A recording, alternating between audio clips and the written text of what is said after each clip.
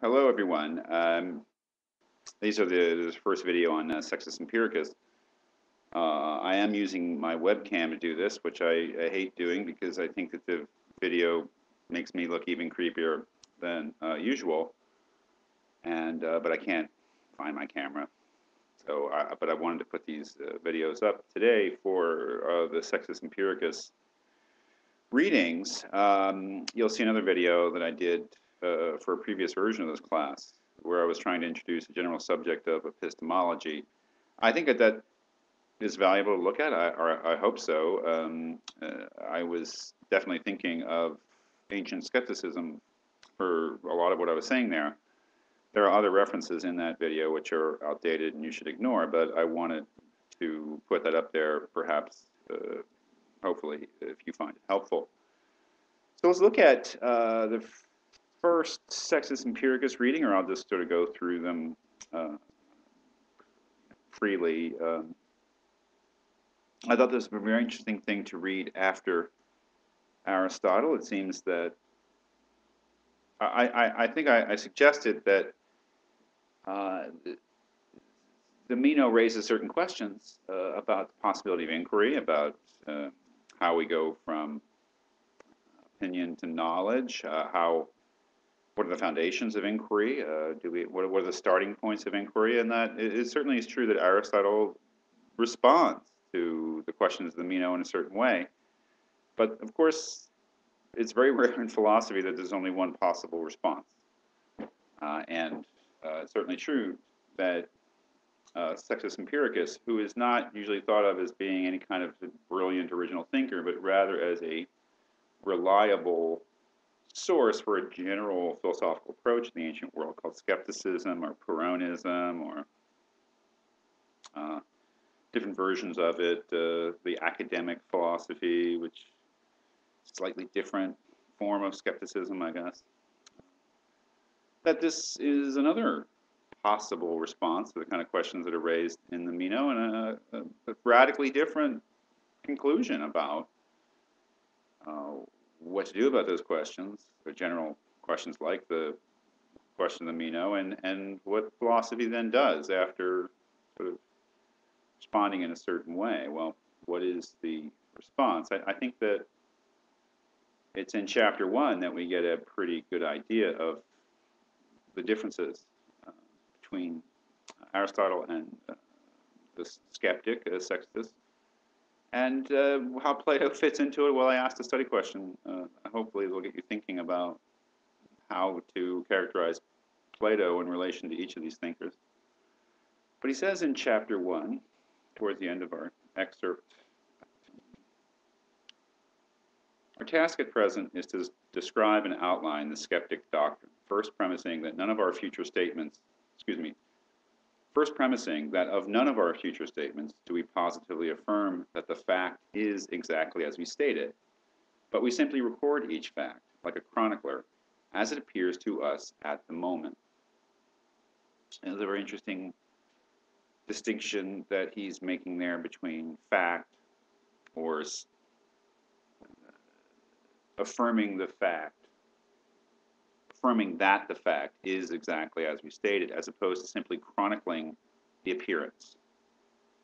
What is the difference there? Why does he make that distinction? I guess we have to talk about what exactly is skepticism. I mean, that is, what does skepticism essentially consist of? He says in chapter 6, for instance, the main basic principle of the skeptic system is that of opposing to every proposition an equal proposition.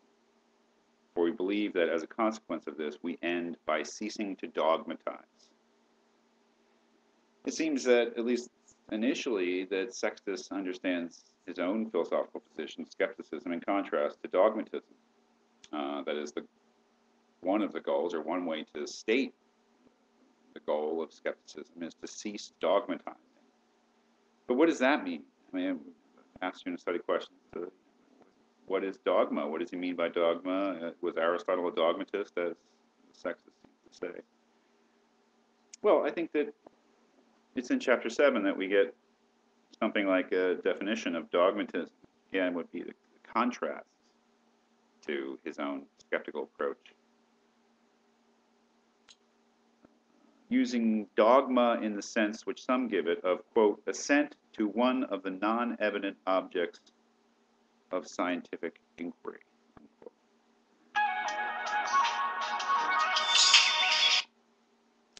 So the dogmatist, at least there, is someone who assents to one of the non-evident objects of scientific inquiry. So what are we saying? What is he saying there? The dogmatist is someone who gives his assent, that is, who accepts as true or as established or as given or as taken for granted anything that is non-evident, anything that is questionable. So to be a dogmatist, I guess, in the sense that Sextus uses the term, is to be someone who accepts as true things without proof, things that are not evident, nor are they proven. And we can see, I think, having just gone through some very difficult parts of Aristotle, how someone might very reasonably, maybe not in the end fairly, but reasonably suspect Aristotle of doing such a thing. I mean, the whole idea of starting points, first principles, taking things as axioms, saying that the first principles of inquiry are themselves indemonstrable and cannot be demonstrated. So I think Aristotle would probably agree that the first principles, the starting points of inquiry, cannot themselves be types of scientific knowledge, because scientific knowledge is knowledge that is established by some kind of argument, has some sort of proof, and if the starting points are indemonstrable, then they themselves can't have that. So what does it mean to be a skeptic then? It means not to be a dogmatist, not to accept things which supposedly are non-evident. But what does that mean? I mean, and how does one...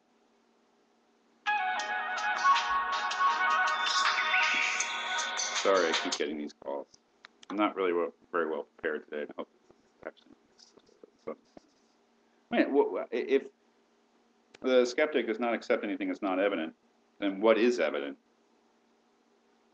What can he talk about? Well, I think that this distinction in the beginning, again, between positively affirming that the fact is exactly as we stated, as opposed to chronicling what appears to us at the moment, I think that's a pretty good clue. The skeptic talks about appearances. You and I can deny almost everything with some basis without being absurd. That is, we can deny that we're sitting in the rooms that we're sitting in right now. There may be some room for doubt. We can deny whether any supposed fact about the world is really as it seems to us in any particular moment. I think we'll see this with Descartes later on, famously, method of doubt. But what we can't deny is that we're having an appearance, or that something appears to us, that we're having some sort of subjective experience of a certain sort. So as long as we stick to that, that is, if my statements are simply self-referential statements about the way things appear to me at a particular moment, then it would seem that I'm on pretty safe ground. The moment that I begin to make assertions about things external to me, about external realities, as you might put it, yes, in chapter 7, most important of all, in his enunciation of these formulae, skeptic, he states what appears to himself and announces his own impression in an undogmatic way without making any positive assertion regarding the external realities. That's where you get in trouble. Because as we'll see, that's when you begin to make judgments, that is, judgments of truth, where you're not simply describing what appears to you. You are pronouncing on the way the world is. That is, you're making a judgment that your statement about the world is true or somebody else's statement is false. That's where, I think, according to the skeptic, we get into trouble. So maybe one more or so videos after this on Sextus